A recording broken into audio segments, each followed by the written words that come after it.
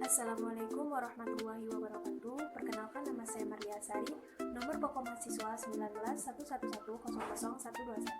Di sini saya akan memenuhi tugas mata kuliah Filsafat Pendidikan Islam, yaitu mengemukakan tentang aliran-aliran dalam filsafat pendidikan Islam. Aliran filsafat dalam pendidikan Islam dibagi menjadi ke dalam 9 bentuk. Baiklah, di sini saya akan menjelaskan satu persatu. Yang pertama itu adalah idealisme. Idealisme berasal dari bahasa Latin, yaitu idea, yang berarti sebuah gagasan, pikiran, ataupun ide. Jadi yang dimaksud dengan aliran idealisme ini sendiri yaitu aliran yang dimana lebih mengedepankan tentang pikiran manusia.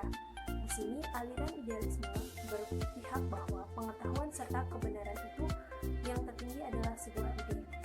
Maksudnya, idealisme ini penekanannya pada kebenaran yang tidak berubah. Contohnya, dalam mata pembelajaran matematika, 10 ditambah 10 adalah 20. Dari zaman dahulu sampai sekarang, hal itu merupakan sebuah kebenaran dan tidak akan pernah berubah.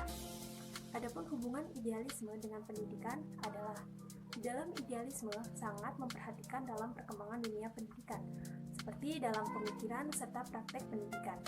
Di dalam aliran idealisme ini sangat konkret tentang keberadaan sekolah. Hal ini ditunjukkan pada pendidikan di sekolah ini tidak hanya mengedepankan tentang alam sekitar, akan tetapi di dalam pembelajaran juga lebih mengedepankan tentang spiritualnya. Adapun tujuan dari aliran idealisme ini bagi pendidikan adalah untuk menjadikan anak didik memiliki dunia yang lebih baik untuk kedepannya. Di dalam aliran idealisme ini juga memiliki kelebihan serta kekurangannya. Adapun kelebihannya yaitu meningkatkan daya pikir peserta didik agar memiliki sebuah ide yang kemudian dapat diterapkan dalam kehidupan sehari-hari. Akan tetapi kelemahan dari aliran idealisme ini anggapan bahwasanya tentang kebenaran itu tidak akan pernah hilang sampai kapanpun. Jadi dapat diberi kesimpulan bahwasanya di dalam aliran idealisme ini memiliki 3 ranah tujuan. Yang pertama itu bertujuan untuk individu, kemudian yang kedua itu untuk masyarakat, kemudian yang ketiga itu campuran antara individu dengan masyarakat. Baiklah, yang selanjutnya itu adalah aliran realisme.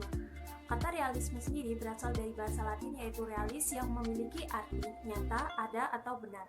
Sedangkan dalam bahasa Inggris, kata realisme berasal dari kata reality, yang berarti kebenaran atau fakta. Jadi yang dimaksud dengan aliran realisme ini merupakan sebuah pengetahuan yang berupa gambaran yang sebenarnya itu nyata atau benar di dunia. Maksudnya di sini, aliran realisme menggambarkan tentang peristiwa atau kejadian yang dialami oleh seseorang individu, yang kejadian itu benar-benar terjadi atau nyata. Jadi, pikiran manusia yang mulanya kosong akan bisa diisi dengan sebuah pengetahuan yang berasal dari lingkungan sekitar. Adapun hubungan realisme dalam filsafat pendidikan itu adalah, realisme dalam pendidikan Islam itu seperti tatanan dalam hidup yang terarah ke dalam pengetahuan serta sifatnya itu mekanis. Maksudnya itu tentang bagaimana memiliki bahan pengajaran yang benar sehingga dapat menuntut untuk memenuhi kebutuhan peserta didik guna mencapai tujuan pembelajaran. Adapun tujuan realisme dalam dunia pendidikan agar peserta didik itu mampu bertahan pada dunia yang sifatnya alamiah serta memberikan keterampilan agar hidupnya itu aman serta bahagia. Adapun kelebihan dalam aliran realisme ini, programnya itu terfokus pada peserta didik dengan menguasaikan dirinya agar tepat. Kemudian mampu mengikuti perkembangan ilmu pendidikan teknologi, mempunyai sikap disiplin mental, moral, serta kebaikan. Kemudian metode yang digunakan juga logis serta psikologis. Adapun kelemahan dalam aliran realisme ini adanya kesalahan dalam menilai persepsi karena tidak adanya penjelasan pada khayalan atau imajinasi yang diciptakan oleh seseorang. Baiklah, yang selanjutnya itu adalah perennialisme.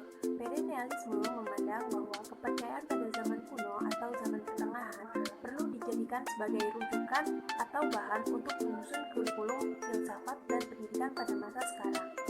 Karena di dalam perennialisme ini memandang bahwasanya kejadian-kejadian pada masa sekarang atau masa ini adalah pembawa dari kekacauan, baik itu dari segi moral, intelektual, maupun sosialnya. Nah, di dalam perennialisme ini memandang di dalam sebuah sebuah pendidikan itu sebagai jalan kembali manusia dalam keadaan yang lebih baik lagi, di mana moral pada zaman dahulu dapat digunakan sebagai tatanan atau rujukan yang dapat dijadikan sebagai pedoman untuk mengembangkan kurikulum pendidikan pada masa sekarang. Kemudian dapat membentuk moral, intelektual, serta kegiatan sosialnya itu menjadi lebih baik lagi.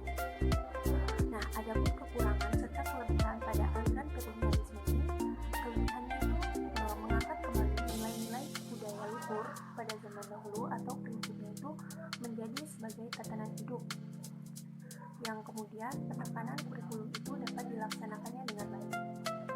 Adapun kelemahannya itu dengan menerapkan aliran kolonialisme ini, maka sulit untuk menerima perubahan baru, karena pada dasarnya setiap perubahan itu telah dianggap sebagai kekacauan, baik itu dari sisi moral, intelektual, atau sosialnya.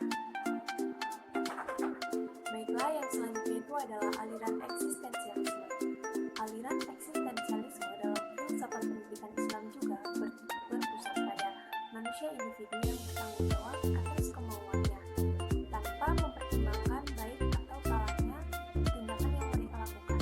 Nah, eksistensialisme dalam filsafat pendidikan Islam itu sendiri meliputi nilai pendidikan, tujuan pendidikan, kurikulum, proses belajar mengajar, dan pengetahuan.